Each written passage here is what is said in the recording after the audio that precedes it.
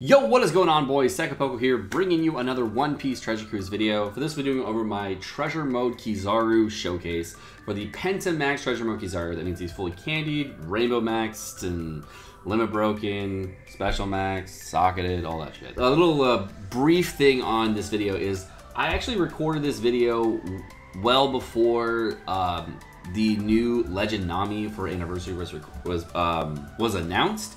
And I think I'm going to record a second video with Treasure Mode Kizaru and Nami, and if I don't pull the Nami, or do something of that kind, because they actually pair really, really well together, and there's probably a way that you can get that done if you don't pull the Nami. So this video doesn't showcase, of course, the Nami, but it does showcase something like the potential damage of this ability, of this character, and it'll give you a nice idea of what to expect when building teams for the future.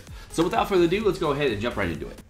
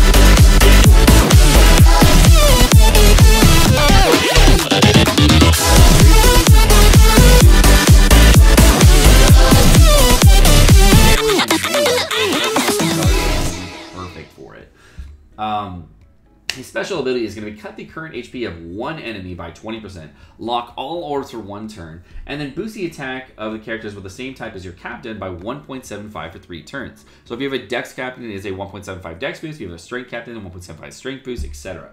And that part is actually okay. It's going to max all the way down to 12 turns when he's fully special maxed, and that part's okay, I guess. And he's also going to get anti-heal reduction as well as pinch healing. And his pinch healing is heal 50% of his recovery at the end of every turn. His recovery is going to max out somewhere around like 400, but I would still not recommend getting recovery candies as a character. I would go HP and attack, just because getting recovery candies on your character for pinch healing is kind of weird. I don't recommend doing that. Overall, this unit is a mediocre Treasure Mode unit and definitely the worst Treasure Mode unit. However, he's probably going to see a lot of use, which is very weird. And I don't know if I like that, I don't know if I don't like that. So we're going to go into it, and I hope you guys enjoy the showcase. So I've been playing around with this unit for a little bit now, and we were doing some runs with him. We did a couple different sets of content, and I couldn't find a great use for him as a captain. And then it dawned on me that you could use a V2 Shanks friend captain, because that would be a color-based captain. And Kizaru is also going to boost int, so it works out, and you get your int requirement done. And then I realized I need a Psi unit, and I was like, wait, I can bring V1 Law and use a Dofla Domingo team, so I can actually do that weird mechanic where you can get through all of the annoyingness that comes with barriers and a lot of enter turn damage. So you can actually use a V1 Law, V2 Dofi special to clear characters with barriers or damage reduction or whatever they have. So that part's nice. It actually enables another captain. It's just like Zoro Sanji, so you can do the same thing you did with Zoro Sanji, but you're going to be using it for a different character. While I'm doing this run, I'm playing around with a lot of different mechanics and trying to figure out different characters you do. And what I figured out was that Zoro Sanji captain action is really good for swapping the orbs and getting any kind of orbs you want on any turn, which is really nice. But if you do want like a full board of Dex orbs, you can actually use the version 2 Shanks in order to get a full board of orbs.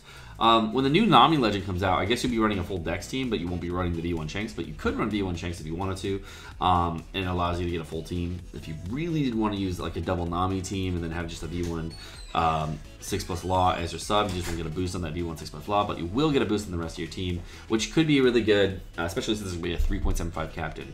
And Dex captains might be coming in as a really good unit here in the future, just because of the ability to use the version 2 Doflamingo. Even though the side law doesn't get boosted, you probably get more than enough damage on those kinds of teams, which is very interesting, and I definitely want to play around with this some more.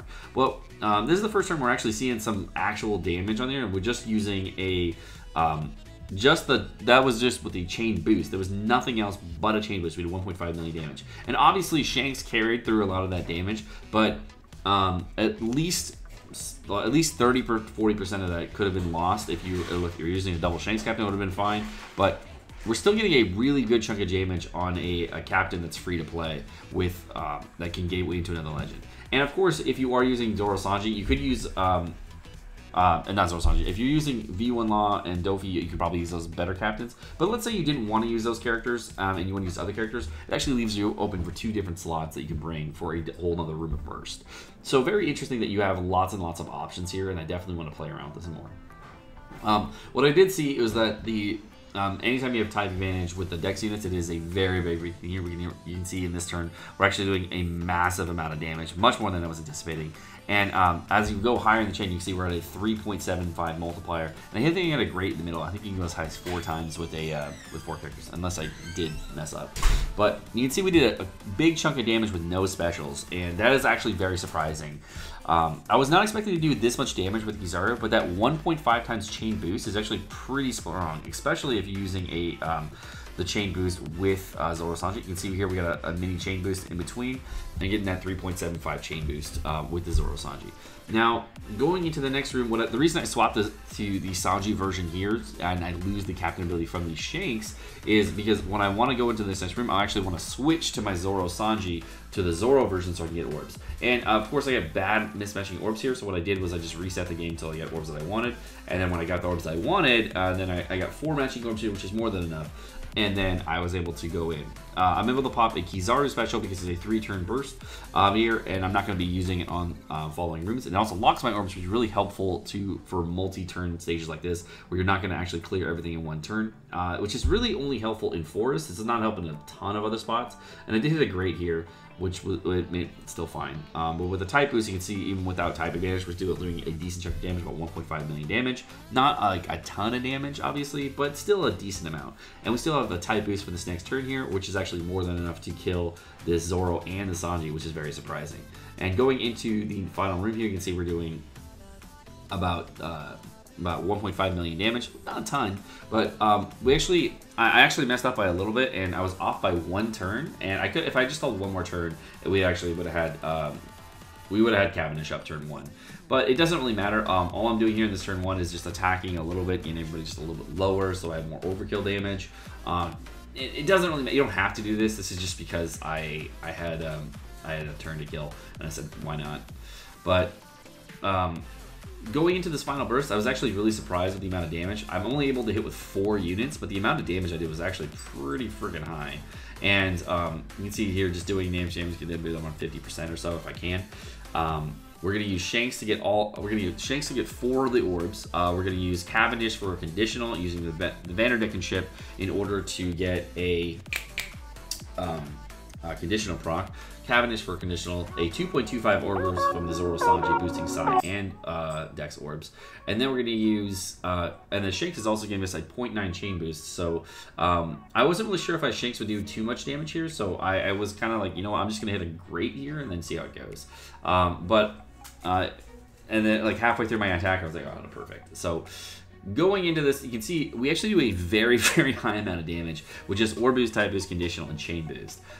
If we had Color Affinity here, that would have been even more, and if we had all the orbs, obviously even more, but definitely kind of interesting to see that we had a lot of damage here. And if I actually had an orb on the Law, it would actually be a ton of damage. So there's almost a 13 million damage hit, and then we're going to go in the final room, use the V1 Law, and then the V2 Dovey, and we're done.